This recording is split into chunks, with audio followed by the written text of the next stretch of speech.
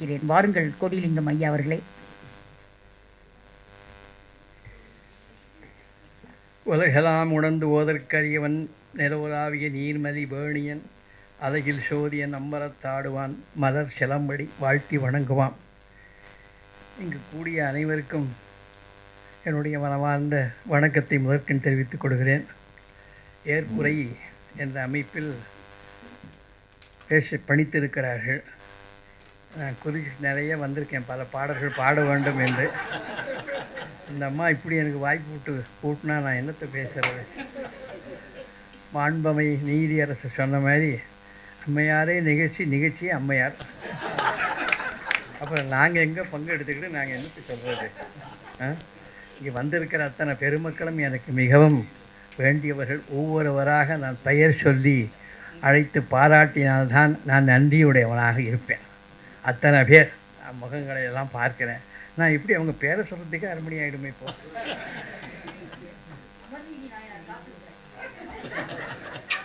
எல்லாரும் பொறுத்துக் கொள்வீர்கள் என்று எல்லோருக்கும் வணக்கத்தை சொல்லி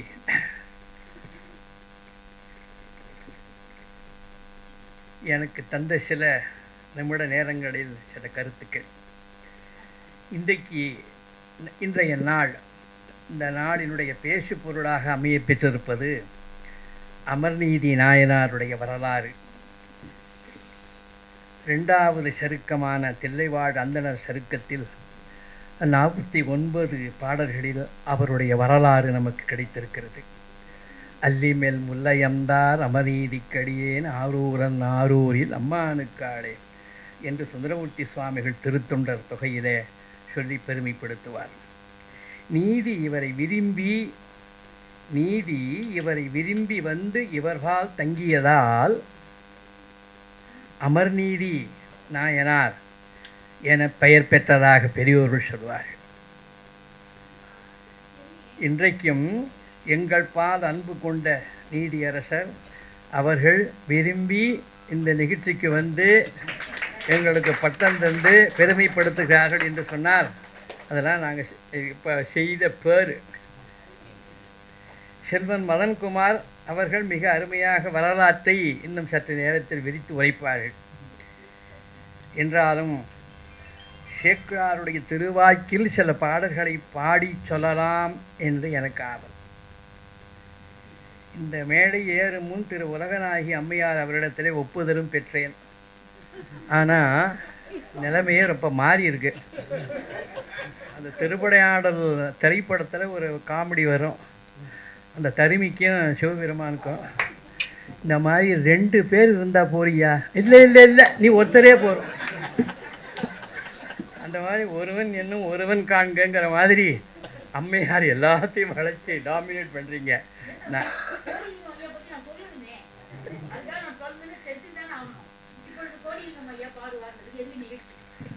அன்பர் பெருமக்களே, வணிகர் மரபில் உதித்த அடியார்கள் 5வரில் இவரும் ஒருவர். மற்றைய 4வர் இயற்பகை நாயனார், கலிக்கம்பர், காரைக்கால் அம்மையார், மூர்த்தி நாயனார் என்ற 4 பெயர். சம்பந்தருக்கும் அப்பருக்கும் சற்று முற்பட்டவர் அமர்நீதி என்பதை, காலத்தால் முந்தியவர் என்பதை அப்பர் சுவாமிகள் தன்னுடைய திருவிருத்த பாடல், அந்த பழையாறே அவருடைய பிறந்த பதி சற்று தொலைவில் அந்த திருநல்லூர் என்ற திருத்தலம் இருக்கிறது. அந்த திருத்தலத்தை இறைவனை அவர் பாடுகிற போது சொல்கிறது ஒரு விதம், அந்த பெரியவர்கள் வாக்கினாலே அதை சொல்ல கேட்பது நல்லது. நாங்கள் பொதுவாக சங்கீதத்தில் என்ன பண்ணுவோம்னா ஜல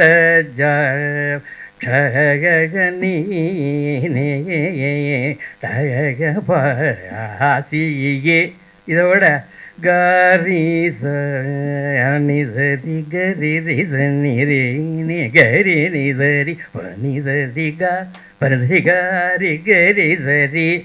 சங்கீத மேதையெல்லாம் இங்கே வந்திருக்காரு. இதை சொல்லி சொன்னால் என்ன வித்வத்தியா என்று சொல்லுமா போலே, நான் உரைநடையாக செய்தி சொல்கிறத விட இங்கே சேக்கிழார் பெருமானுடைய திருவாக்கால் இந்த செய்யுள் இப்படி இருக்கு பெரிய புராணத்தில் என்ன, இது மிகவும் மகிழ்ந்தவர் எல்லோரும் என்றாலும் சிறப்பாக மகிழ்பவர் எங்கள் அன்பிற்குரிய சிவாலயம் மோகனையா அவர்கள். ஆண்டுதோறும் சிறப்பாக ஐயா நீதியரசர் தலைமையில் நடத்துகிற விழாவை இங்கே பலரும் பார்த்துருக்கலாம். அந்த மாதிரி விழாக்களை ஒரு 5-6 ஆண்டுகளாக செவ்வரை நடத்தி வருகிறார்கள். அது மாதிரி விழா நான் எங்கேயும் பார்க்கல, அந்த மாதிரி கூட்டமும் நான் எங்கேயும் பார்க்கல. இருக்கட்டும். இந்த திருவிருத்த பாடலில் அவருடைய அதாவது இந்த நாயனார் தனக்கு முன்னே இருந்ததாக சொல்கிறார் அப்பர். இதெல்லாம் ஒரு செய்தி. நாட்கொண்ட தாமரை பூத்தடம் சூழ்ந்த நல்லூரகத்தே,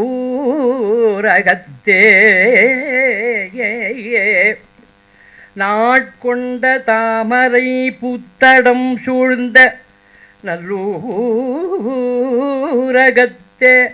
கீழ்கொண்ட கோவணம் கா என்று சொல்லி கிரிபடத்தாக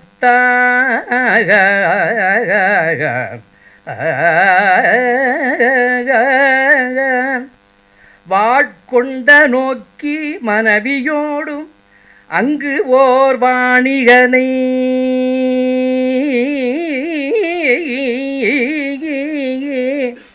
ஆட்கொண்ட வார்த்தை உரைக்கு வென்றோ அகதிடமே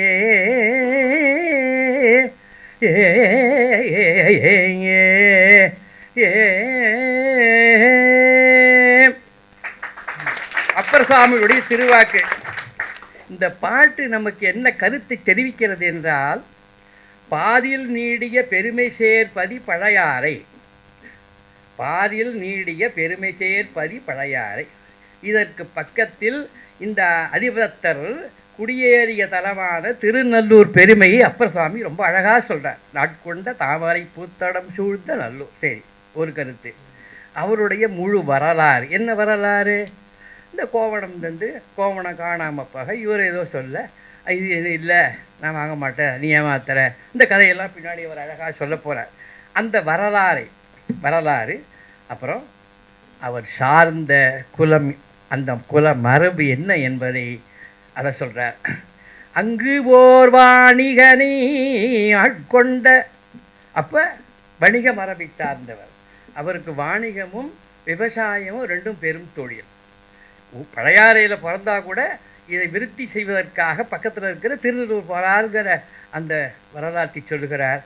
ஒன்று நாம் கவனிக்கணும், நமக்கு தேவார பாடல்கள் வெறும் பக்திக்காக மட்டும் பாடினதில்லை. தயவு செய்து குறிச்சுக்குங்க. வாழ்க்கை வரலாறுகள், பண்பாடு, இயற்கை வளம் போன்ற அனைத்தையும் நமக்கு போதிக்கின்றன. போன்ற இசைவாளர்களுக்கு இதெல்லாம் ஒரு பெரிய வரப்பிரசாதம். எங்கள் கச்சேரி ஒரு விருத்தம் பாடணும் அப்படின்னா இதை விட்டால் நாங்கள் எங்கே போகிறது? அம்மாவுக்கு அந்த நுட்பம் தெரியும்னு நினைக்கிறேன். எங்கள் அபிராமி அம்மாவுக்கு தெரியும், சீதா அம்மாவுக்கு தெரியும். இதெல்லாம் இருக்குது. இதற்காகவே தேவாரத்தை படிக்கலாமே. பல ஆண்டுகளுக்கு முன்னாடி என்னுடைய ஆசிரியர், அருமைக்கும் பெருமைக்குரிய சுந்தரேசன் அவர்களோடு நான் அப்போ எனக்கு வயசு ஒரு 12 வயசு இருக்கும், கரந்தையில் புகழ்விக்க அந்த தமிழ் பேரறிஞர் ஆர்பி சேதுப்பிள்ளை அவர்களையெல்லாம் பார்க்கும்படியான வாய்ப்பு கிடைச்சிது. அப்போது சேதுப்பிள்ளைக்கு எங்கள் ஐயாவை அறிமுகப்படுத்தினார்கள் அங்கேருந்து பெருமக்கள் எல்லாம். அன்றைக்கி ஆசாங்கியாக இருந்தாங்க, அவ்வை துரசாமி பிள்ளைவாடு வந்தாங்க, அப்புறம் அண்ணாமலை பல்கலைக்கழகத்துலேயும் சில பேர் வந்தாங்க. இதெல்லாம் ஏன் நான் சொல்கிறேன்னா, நான் ஒரு 87 வயசு இளைஞனுங்கிறதுனால இது ரொம்ப ஞாபகம் வச்சு உங்களுக்கு சொல்கிறேன். அப்போ இவர் ஓதாது உணர்ந்தவர், ரொம்ப படிக்கலை, 8வது தான் படிச்சிருக்கார் சுந்தரேசனார். ஆனால் இவர் சிலப்பதிகாரம் சொல்லணும். அந்த சிலப்பதிகாரத்திலேயும் அரங்கேற்று காதைக்கு விளக்கம் இவரை வச்சு தான் சொல்ல வைக்கணும், இவரை விட்டு ஆள் இல்லை என்று சொல்லவும். அப்படின்னா முதல்ல அவர் தேவாரத்தை விரும்பி கேட்டார் சேதுப்பிள்ளவாள். அந்த திருநெல்வேலி பிள்ளைமார்களுக்கே ஒரு அந்த ரசனை ரொம்ப அதிகம். எதை எடுத்தாலும் தலையாக ஆட்டிக்கிட்டு அப்படியே அனுபவிப்பார்கள். எரிக புலனைந்தும் பொறிகலங்கி நெய்மயங்கி அறிவழிந்திட்டு ஐமேருந்தி, எப்படி சாதாரண படிக்க மாட்டாங்களாம். வளமந்த மடவார்கள் நடமாட முழவரீர மழையென்று அஞ்சி சிலமந்தி அலமந்து மரமேறி முகில் பார்க்கும் திருவையார். முழுப்பாட்டு அவர் சொல்ல, அதுக்குள்ளே அவரே ரசிக்கிறார். நல்லபடி அந்த பாட்டு எங்களுக்கு தெரியும், நாங்களும் பாடினா ரொம்ப வியந்தார். முடிஞ்சு வச்சு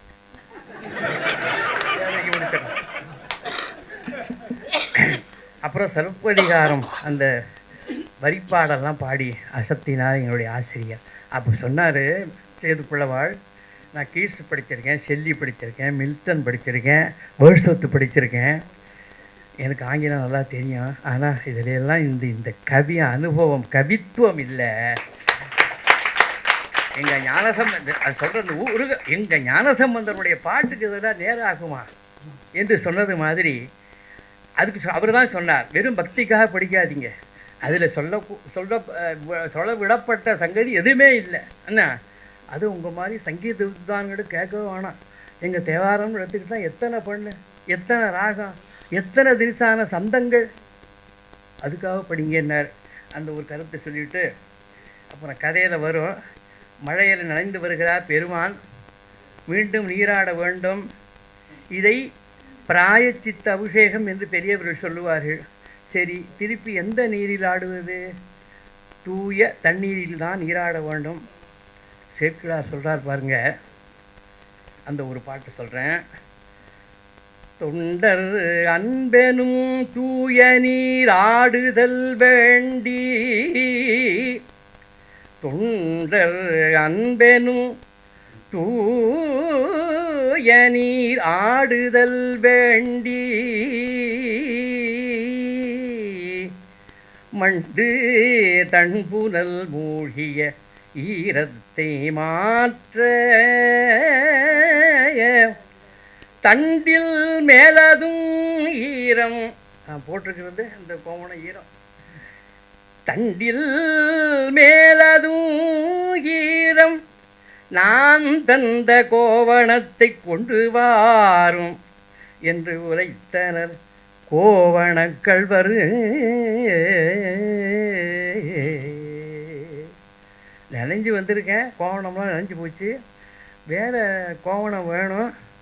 இவர் எந்த தண்ணீரில் குடிப்பார்? சேக்கிழாருடைய திருவாக்கு பாருங்க.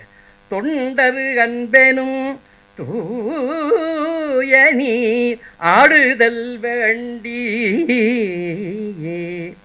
இவர் அன்பை சோதிக்க வேணும், இவருடைய அன்பில் நீராட வேண்டும் என்ற விருப்பத்தின் அடிப்படையில் சாமி இந்த இப்படியெல்லாம் விரும்புகிறார் என்று எங்கள் சேக்கிழார் பெருமான் அப்படி அழகாக சொன்னார். சிவபுண்ணியம் யாவும் நிறைந்த நான்மறையின் பொருள்களாகிய நூலால் செய்யப்பட்ட கோவணம் வச்ச தட்டு இந்த உலகில் அமர்நீதியார் தம் தனங்கள் சொத்துக்கள் எல்லாத்தையும் எடுத்து வச்சாலும் ஈடாகலை. அடியாருடைய அன்புக்கு ஆண்டவன் அருள் எப்பவும் கீழே தான் இருக்கும். அடியாருடைய அன்புக்கு ஆண்டவனுடைய அருள் எப்போதும் தாழும் என்ற உண்மையை எடுத்துரைக்கும் ஒரு செய்யுள். முட்டுயில் அன்பர்தம் அன்பிடும் தட்டுக்கு முதல்வர் மட்டு நின்ற தட்டு, அருளோடும் தாழ்வூரும் வழக்கால் பட்டோடும் தூகில் அநேக கோடிகள் இடும் பத்தர் தட்டு மேற்பட தாழ்த்தது கோவணத்தட்டு என்ற அருளுக்கும் அந்த அன்புக்குமாக அந்த தொடர்புபடுத்தி பேசுகிறார். சரிசமமாகவில்லை. பின்னர் என்ன பண்ணார்? இறைவா, இதுவரை அடியேன் திருநீற்று நதியிலே பக்தி வைத்து அடியவருக்கு செய்த தொண்டில் அணு அளவேனும் தவறு இல்லையெனில் இந்த தட்டு சமமாகட்டும் என்று உரைத்தார். ஐந்தெழுத்தை ஓதிக்கொண்டே மனைவி மைந்தருடன் திருநல்லூர் பெருமானை தொழுது தட்டில் ஏறினார். என்னாச்சு தட்டு? இழைத்த கண்பினில் இறை திருநீற்று மெய்யடிமை பிழைத்திலோம்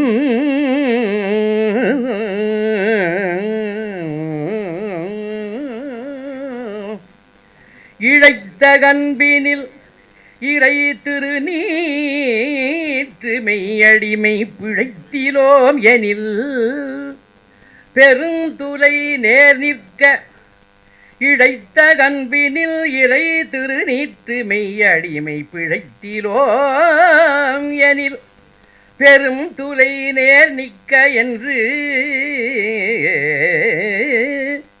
மடைத்தடம் பொழில் திருநல்லூர் இறைவரை வணங்கி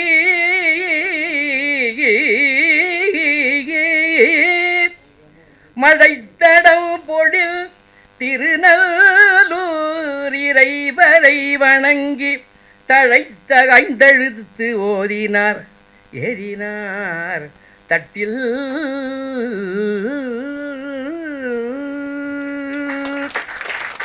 பெருமான் பெருமையும் அடியாருடைய அடிமை தொண்டும் உலகம் அறியும் வண்ணம் தொலைபட அந்த தராஸ் நேர்பட நின்றது.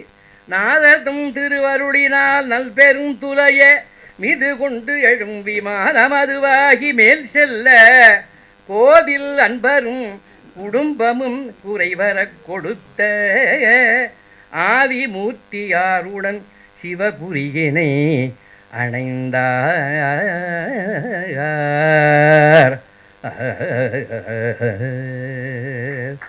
இன்னும் பல பாடல்கள் குறித்து கொண்டு வந்தேன். அம்மா கொடுத்த டைம் வந்துடுச்சு. சரி,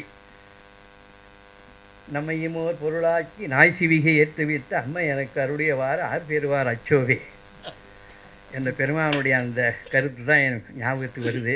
இருந்தாலும் அன்புக்கு சொன்னார் பாருங்கள் உதாரணம். அன்புக்கு ஈட ஆற சொல்லணும்னா மணிவாச பெருந்தகை சொல்கிற போது கண்ணப்பன் ஒப்பதோர் அன்பின்மை கண்டவின் என்னப்பன் என்னொப்பில் என்னையும் ஆட்கொண்டு அருளி வண்ணப்பணித்து என்னை வா என்றவான் கருணை சொன்ன பொன்னிட்டற்கே சென்றுதாய் கோத்தும்பி என்ற அன்பின் அடிப்படையில் இந்த 3 அமைப்புகளும் எனக்கு தந்த அந்த உயரிய விருதை பொன்னே போல் போற்றி ஏற்றுக்கொண்டு மிகவும் மகிழ்கிறேன். மெத்த நன்றியை தெரிவித்துக் கொள்கிறேன். இந்த பாராட்டு வைபவத்துக்கு ஐயா நீதிபதி அவர்கள், அருமைக்கும் பெருமைக்குரிய உடன்பிறவா சகோதரி எங்கள் அருணாமையார், தம்பி, நீங்கள் சொல்லவே வேண்டாம், நீங்கள் ஒருத்தரே போகிறோம், அசிஸ்டண்ட்டே கிடையாது, எந்த துணையும்லாம் என்ன பம்பரமாக சுற்றி வராங்க பாருங்க. நானும் பார்க்குறேன் யாராவது ஹெல்ப்புக்கு யாராக வருவாங்கன்னு. அவங்களே மைக்க பிடிக்கிறாங்க, அவங்களே பொன்னாடை போத்துறாங்க, அவங்களே இந்த சைட்டேஷன்லாம் கொடுக்குறாங்க. ஏப்பா இந்த சாமர்த்தியம் யாருக்கு வராதுமா, ஒருவன் என்ன ஒருவன் காண்க. ஆகையினால் இவர்களுக்கெல்லாம் இருந்து கேட்டு என்னை ஆசீர்வதித்து உங்கள் அவருடைய பொற்பாத கமலங்களை விழுந்து பணிந்து என் அன்பை புலப்படுத்தி கொண்டு மீண்டும் மீண்டும் நன்றியை தெரிவித்து என் உரையை இத்தோடு நிறைவு செய்கிறேன். நன்றி, வணக்கம்.